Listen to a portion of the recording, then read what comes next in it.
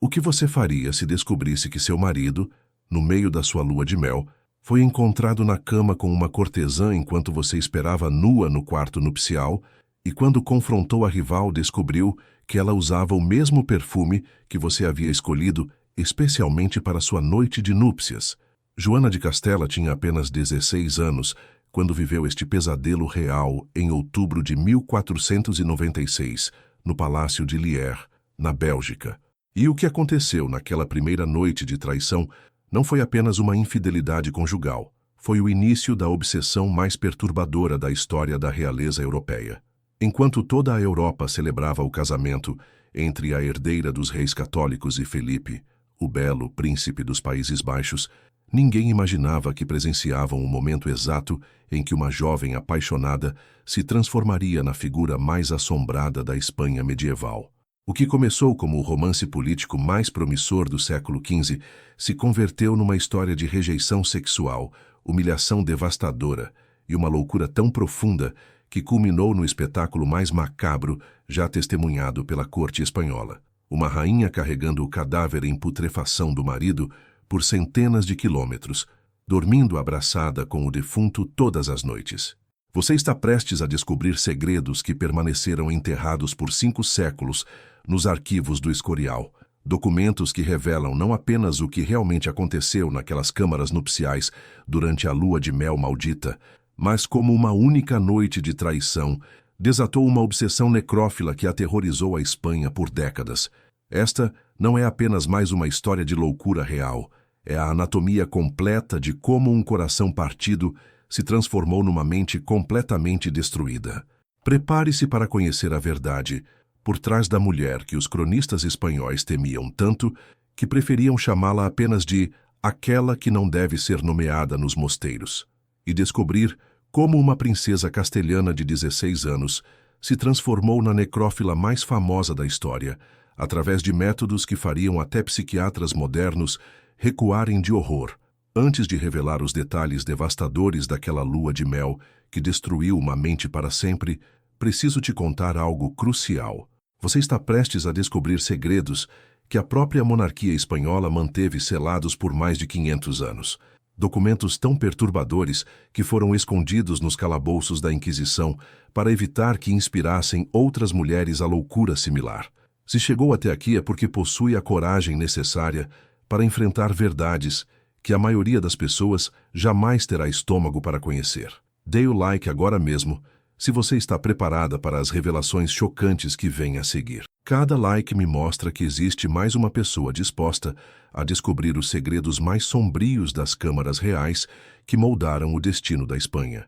E se quer ter acesso prioritário às histórias mais proibidas da realeza ibérica, aquelas que envolvem loucura, necrofilia e obsessões que foram deliberadamente apagadas dos livros de história, inscreva-se neste canal agora e ative as notificações, porque estas revelações não estarão disponíveis para sempre.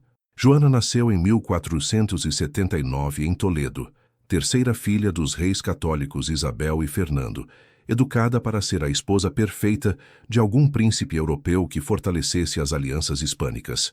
Diferente de suas irmãs mais calculistas, Joana demonstrava desde criança uma intensidade emocional que preocupava até seus confessores mais experientes.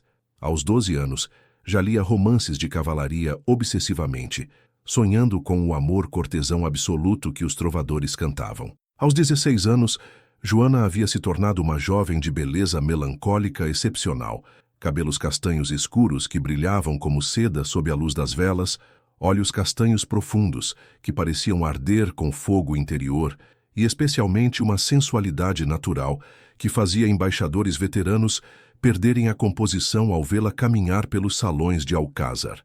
Mas sua característica mais marcante era uma capacidade assustadora de amar com devoção total, qualidade que se tornaria sua bênção e maldição.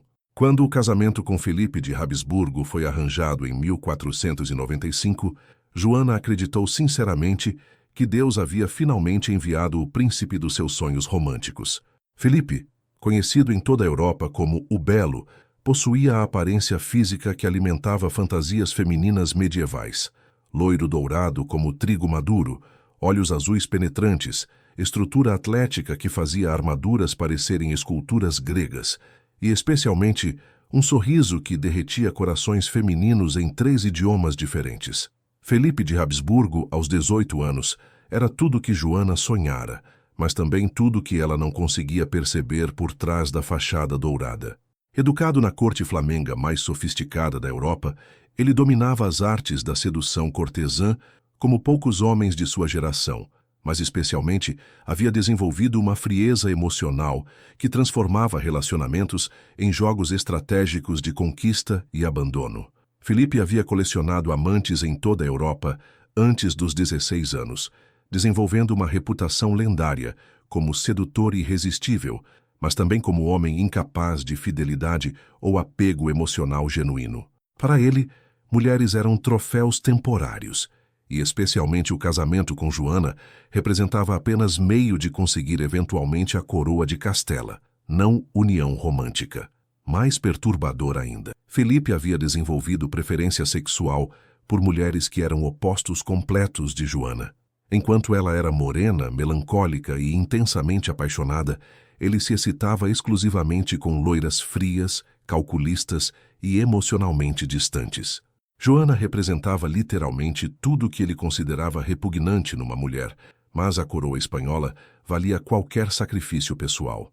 O casamento foi celebrado com pompa excepcional em Lier, nos Países Baixos, em 20 de outubro de 1496.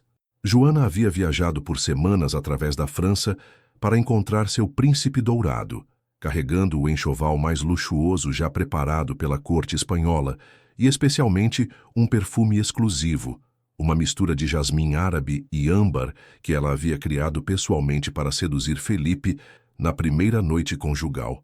A cerimônia transcorreu normalmente, segundo todos os protocolos sagrados, mas os primeiros sinais do desastre já se manifestavam durante o banquete nupcial. Felipe permaneceu cortês, mas visivelmente entediado ao lado de Joana, dirigindo olhares prolongados para várias damas flamengas presentes, especialmente uma jovem loira que Joana notou usar perfume idêntico ao seu. Quando chegou o momento da consumação matrimonial, Joana foi conduzida às câmaras nupciais, preparadas com pétalas de rosas vermelhas e velas aromáticas, vestindo apenas um camisão de seda branca bordado com o brasão de Castela. Ela esperou durante 3 horas, preparada com todas as técnicas de sedução que suas damas espanholas haviam ensinado, ensaiando mentalmente cada gesto que transformaria esta noite no início da paixão eterna que sempre sonhara. Felipe nunca apareceu. Às 4 da manhã, preocupada com a ausência prolongada, Joana decidiu procurar pessoalmente pelo marido através dos corredores do palácio. O que descobriu destruiu sua sanidade para sempre. Felipe estava nos aposentos da dama loira que ela havia notado durante o banquete, e pior ainda, a mulher usava o mesmo perfume exclusivo que Joana havia criado, sugerindo que Felipe havia dado à amante informações íntimas sobre os preparativos nupciais de sua própria esposa. Quando Joana irrompeu no quarto, encontrou Felipe nu nos braços da flamenga, que ria cruelmente enquanto exibia o corpo que ele preferia ao da própria esposa legal. A humilhação foi amplificada quando Felipe, sem nenhum constrangimento, explicou friamente que necessidades masculinas não podem esperar formalidades e que Joana deveria compreender que príncipes têm apetites que esposas convencionais não podem satisfazer. A rival, ainda mais cruelmente, revelou que Felipe havia descrito Joana como espanhola fanática e mulher desesperadamente carente que ele seria forçado a suportar pelo bem da política.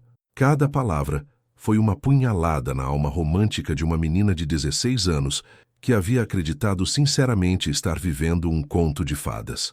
Os 10 anos seguintes foram uma descida gradual, mas inexorável à loucura completa. Felipe manteve oficialmente a fachada do casamento real, mas deliberadamente humilhava Joana em público através de infidelidades ostensivas. Cada corte europeia que visitavam testemunhava o mesmo padrão. Felipe seduzia abertamente as damas mais belas, enquanto Joana era deixada sozinha nos banquetes, objeto de pena e sussurros maliciosos. Mais devastador ainda, Felipe desarrolou o hábito sádico de contar para Joana, em detalhes gráficos, suas aventuras com outras mulheres, explicando precisamente o que elas faziam que ela jamais seria capaz de fazer. Cada relato era uma tortura psicológica que destruía mais um pedaço da sanidade original de Joana. Durante esta década de humilhação sistemática, Joana começou a desenvolver comportamentos obsessivos que alarmavam até seus confessores.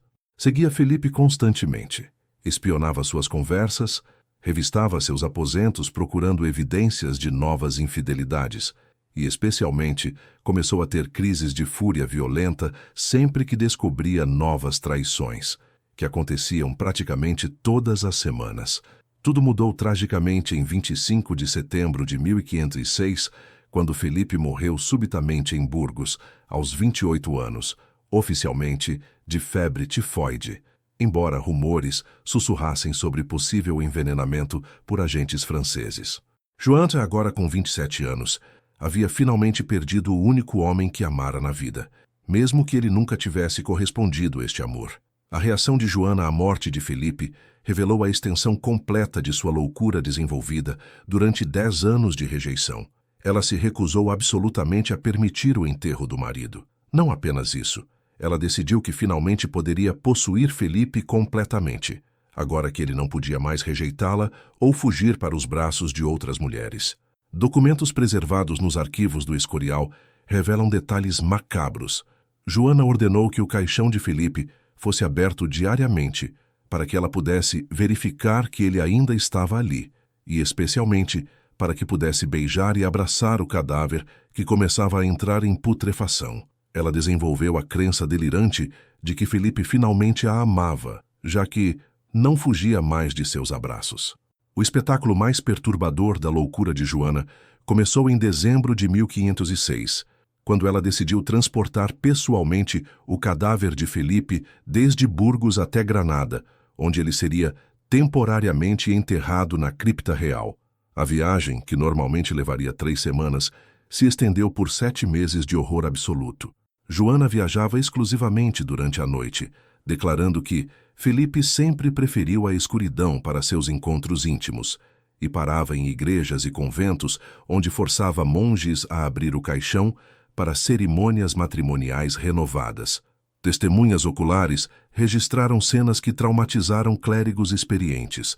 Joana abraçando e beijando apaixonadamente o cadáver em decomposição, sussurrando palavras de amor para restos mortais que exalavam odor insuportável.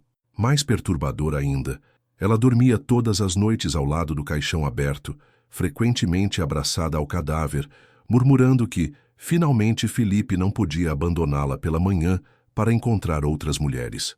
Durante o dia, recusava-se a fechar o caixão, argumentando que Felipe precisava de luz para ver como ela estava bela para ele. Cronistas da época registraram que Joana desenvolvia conversas completas com o cadáver, respondendo perguntas que só ela ouvia e rindo de piadas que Felipe supostamente contava. Ela beijava obsessivamente os lábios em putrefação, acariciava o cabelo que caía aos pedaços e especialmente abraçava o corpo em decomposição com paixão que nunca havia demonstrado quando Felipe estava vivo. Quando a peregrinação macabra finalmente terminou, Joana foi declarada oficialmente incapaz de reinar por loucura incurável e encarcerada no palácio de Tordesilhas, onde passou os últimos 46 anos de sua vida numa obsessão necrófila que apenas se intensificou com o tempo. Seu filho Carlos I assumiu oficialmente a regência, mas Joana mantinha tecnicamente o título de Rainha de Castela, uma ironia cruel para alguém que havia perdido completamente a sanidade. Durante décadas de prisão, Joana desenvolveu rituais ainda mais perturbadores relacionados à memória de Felipe. Ela mantinha um quarto inteiro decorado como câmara nupcial permanente, onde recebia visitas fantasmagóricas do marido morto e realizava cerimônias matrimoniais com retratos e objetos pessoais que havia preservado obsessivamente. Mais chocante ainda, documentos descobertos no século XX revelam que Joana mantinha correspondência secreta com necromantes e alquimistas, tentando desesperadamente descobrir métodos para ressuscitar temporariamente Felipe para poder finalmente consumar a paixão que ele havia rejeitado em vida. Ela gastou fortunas em poções, rituais e especialmente em relíquias corporais que supostamente poderiam trazer os mortos de volta. Durante os 46 anos de encarceramento, Joana desenvolveu uma rotina diária que revelava a profundidade completa de sua insanidade. Todas as manhãs, ela se vestia como noiva, usando o mesmo camisão da lua de mel maldita de 1496 e realizava uma cerimônia de casamento com um retrato de Felipe, prometendo fidelidade eterna e pedindo perdão por não ter sido suficientemente bela para manter seu amor. À tarde, ela escrevia cartas apaixonadas para Felipe morto, descrevendo em detalhes gráficos a intimidade física que sonhava ter com ele e, especialmente, culpando-se pelas infidelidades que ele havia cometido. Estas cartas, preservadas nos arquivos secretos do Escorial, revelam uma mente completamente dissociada da realidade, mas também uma obsessão erótica com um cadáver que apenas crescia com o tempo. À noite, o ritual mais perturbador. Joana dançava sozinha no quarto, abraçando o vazio enquanto sussurrava conversas íntimas com Felipe fantasmagórico. Guardas relataram que, frequentemente, ela gemia e suspirava como se estivesse fazendo amor, culminando em gritos de prazer que ecoavam pelos corredores do palácio e aterrorizavam outros prisioneiros.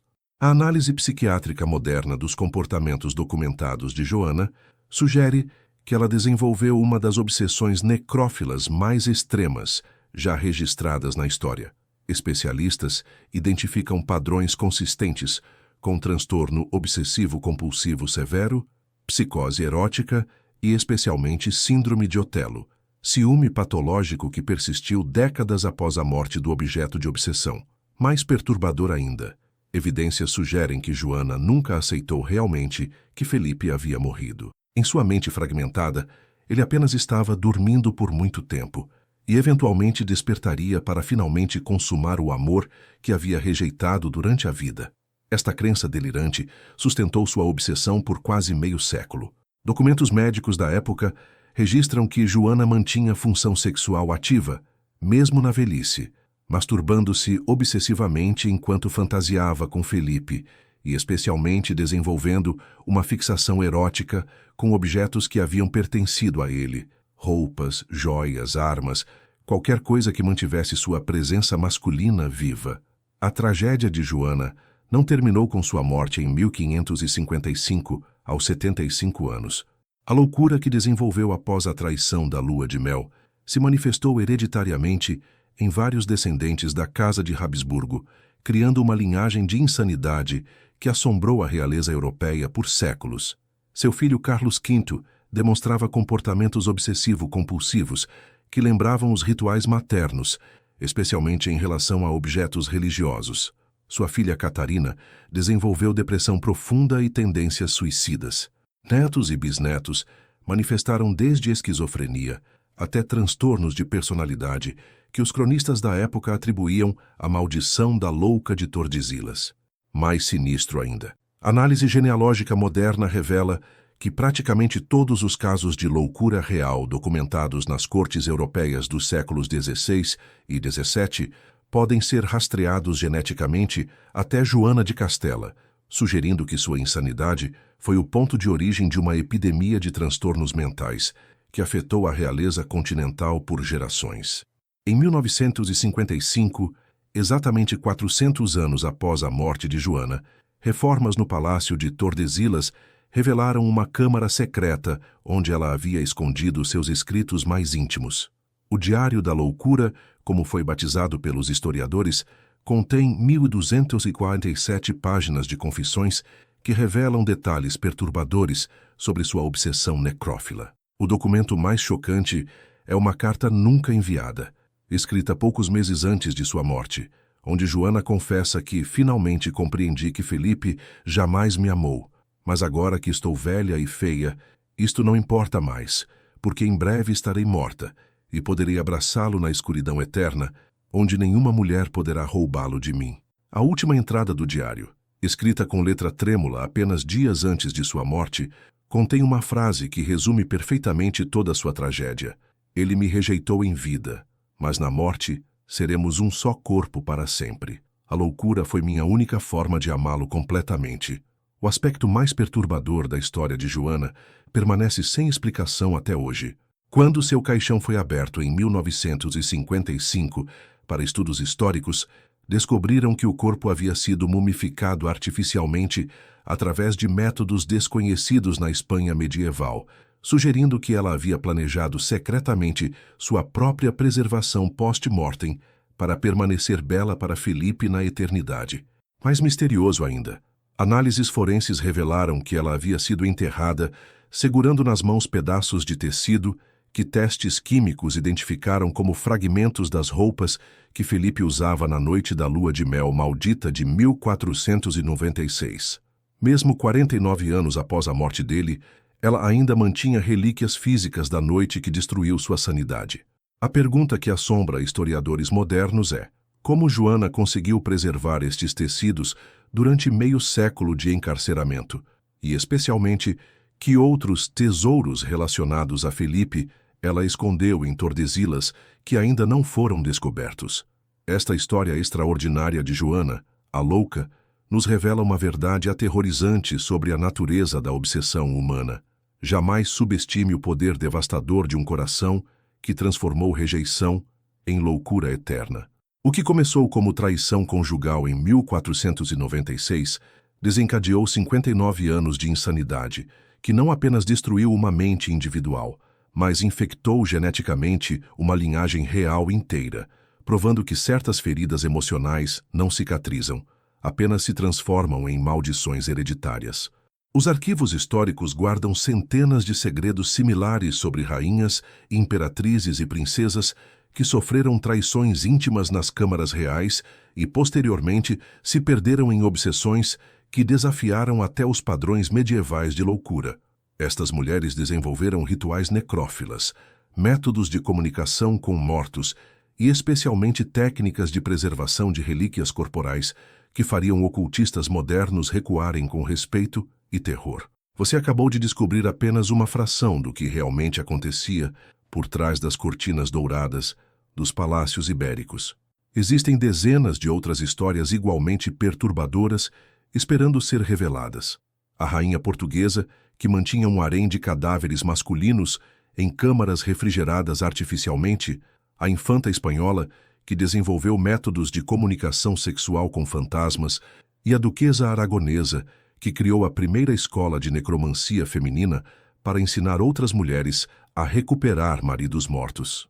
Se você quer conhecer estes segredos macabros das câmaras reais que desafiaram os limites da sanidade humana, inscreva-se agora neste canal e ative as notificações para não perder nenhuma revelação chocante.